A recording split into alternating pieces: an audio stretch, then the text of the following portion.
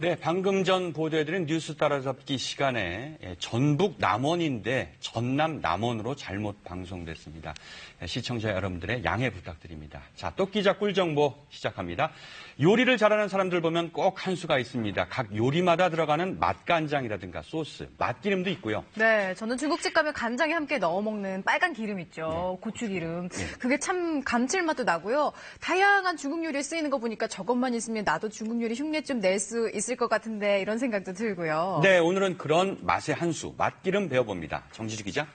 사실 저는 요리를 잘 못해요. 부끄럽지만은. 네. 그런데 어디서 들은 게 있어서 파기름이라는 거를 해봤어요. 이렇게 기름 달달달, 기름 이렇게 둘러진 상태에서 파 쫑쫑 썰어서 달달 볶다가 거기에 찬밥 넣어서 볶아봤는데 가족들 반응이 웬일이지? 그럴싸하네. 이런 반응을 네. 보이더라고요. 네. 자, 고추기름, 파기름 이런 거는 많이들 만들어서 쓰시더라고요. 이게 바로 맛기름입니다.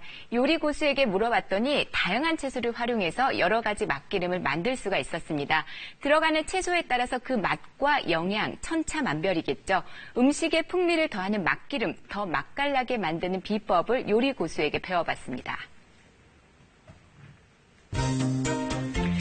서울의 한 중국 음식점입니다. 식사 시간이면 빈자리를 찾을 수가 없는데 다른 중국집과 그 맛이 확연히 다르기 때문이에요. 다른 중국집보다 고소한 느낌이 있는 것 같아요. 기름 향기들이 너무 좋아가지고 계속 오게 만드네요. 한번 찾으면 또 오게 만드는 이 집만의 비법. 바로 이 큰 통에 들어있는 건데 그냥 기름 같아 보이는데요. 이게 저희가 쓰는 파기름입니다. 요리에 불맛과 향을 더해 감칠맛을 돋우고 깊은 맛을 낸다는 파기름. 이 집에서는 파기름이 안 들어간 요리를 찾는 게 더 어렵다고 합니다.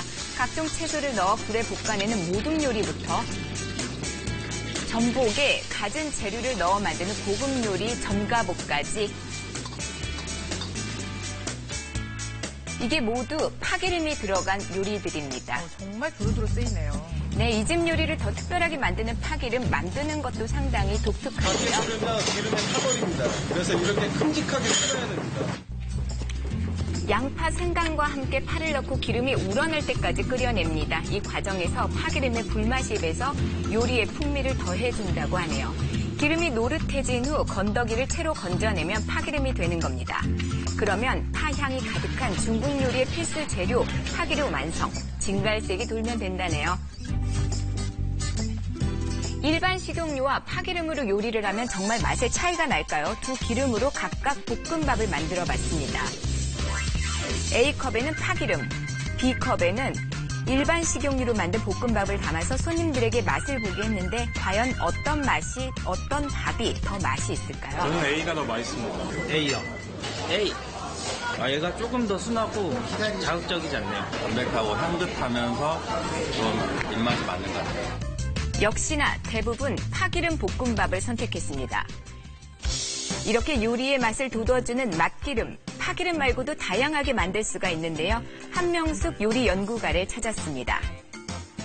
먼저 표고버섯 맛기름입니다. 표고버섯과 마늘, 양파, 그리고 대파를 준비합니다. 표고버섯은 음식의 맛을 살리는 성질이 있어요. 그래서 표고버섯으로 기름을 만들어서 요리하시면 다른 음식의 맛들도 훨씬 맛이 풍부해집니다.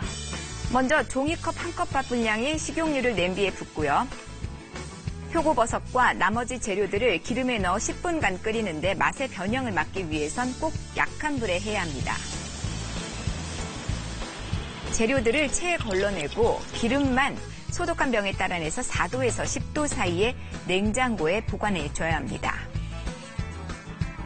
맛기름은 끓여서 만드는 기름이기 때문에 산화가 좀 빠르게 진행이 돼요. 그래서 2주만 사용하시는 것이 좋습니다. 표고버섯 맛기름으로 고추장을 볶으면 그 감칠맛이 배가 됩니다. 기름을 두른 팬에 돼지고기를 볶고요. 고추장, 꿀, 설탕, 물을 넣습니다. 약간 되직해질 때까지 끓이면 볶음 고추장이 됩니다. 이거 하나만 비빔밥에 올리면 그냥 고추장으로 비볐을 때보다 표고와 채소 향이 살아나 훨씬 맛이 좋아진다는데요. 이번에는 순두부찌개입니다. 돼지고기에 간장과 마늘, 맛술을 넣어 버무리고요. 맛기름을 냄비에 두른 후 버무린 돼지고기와 고춧가루, 김치를 함께 볶아줍니다. 맛기름으로 볶았기 때문에 육수 대신에 이렇게 물을 넣어주시면 됩니다. 따로 육수를 내지 않아도 깊은 맛이 난다고 하는데요. 맛기름으로 감칠맛은 더하고 조미료의 텁텁한 맛은 사라진 순두부찌개입니다. 이번엔 마늘허브 맛기름을 만들어 볼 겁니다. 마늘과 바질, 오레가노를 준비했는데요. 이탈리아 음식에 많이 사용되는 바질은 독특한 향으로 허브의 왕이라고 불립니다. 오레가노는 박하향이 나는데요. 주로 말린 거를 씁니다. 없다면 다른 허브를 쓰셔도 됩니다. 우선 재료를 잘게 마늘은 향이 썰고요. 강해서 너무 곱게 다져주시면 안 되고요. 살짝만 으깨주시면 됩니다. 종이컵 1컵 반 분량의 식용유를 냄비에 넣고요. 마늘과 바질, 오레가노를 넣어서 약한 불에 10분 동안 끓입니다.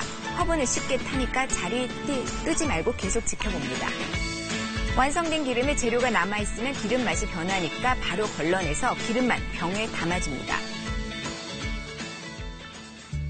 이 맛기름으로 파스타를 만들어 볼 건데요. 먼저 마늘허브 맛기름을 두르고 새우 6마리, 다진 양파 1큰술, 삶은 파스타 면을 넣고 소금과 후추로 간을 맞춰 볶아냅니다. 마늘, 허브 오일 하나만 있으면 마늘의 개운한 맛과 허브의 향긋한 향이 잘 어우러져서 훨씬 더 고급스러운 맛이 납니다.